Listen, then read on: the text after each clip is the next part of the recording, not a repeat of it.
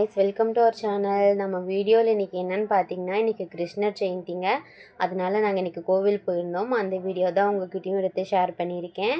எங்கள் ஊர்லேயே இருக்க ஒரே ஒரு கிருஷ்ணர் கோவில் அப்படின்னா இது மட்டும்தாங்க. பார்க்கறதுக்கே ரொம்ப அழகாக இருக்கும்.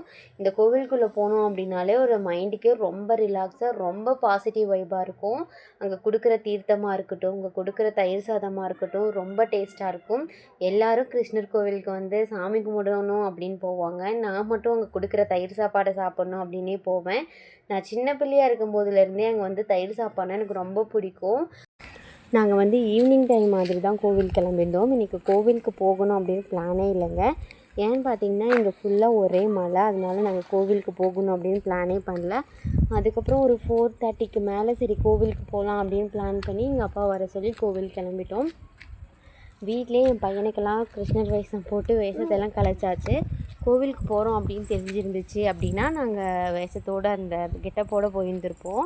நாங்கள் ஸ்கூல் படிச்சுட்டு இருக்கும்போதெல்லாம் இந்த மாதிரி காரில் பஸ்லலாம் போகவே மாட்டோம், நடந்தே போவோம். ரொம்ப ஜாலியாக இருக்கும். நான் பக்கத்து வீட்டில் இருக்க ஃப்ரெண்ட்ஸ் எல்லாருமே சேர்ந்து ஜாலியாக பேசிவிட்டு காலையிலே கிளம்பிடுவோம்.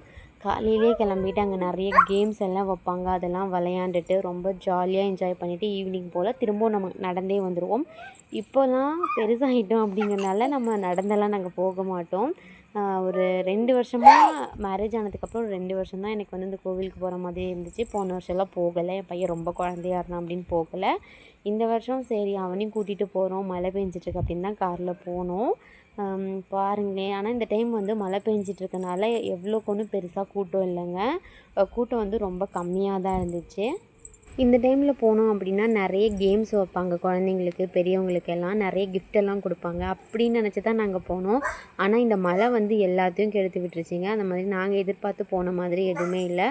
கோவிலுக்குள்ளே போனோம் அப்படின்னா நல்லா சாமி கும்பிட்டு பஜனை பாடிட்டு இருந்தாங்கங்க. சாமியெல்லாம் கும்பிட்டு கொஞ்ச நேரம் நாங்களும் அங்கே உட்காந்து பாடுறதெல்லாம் பார்த்துட்ருந்தோம்.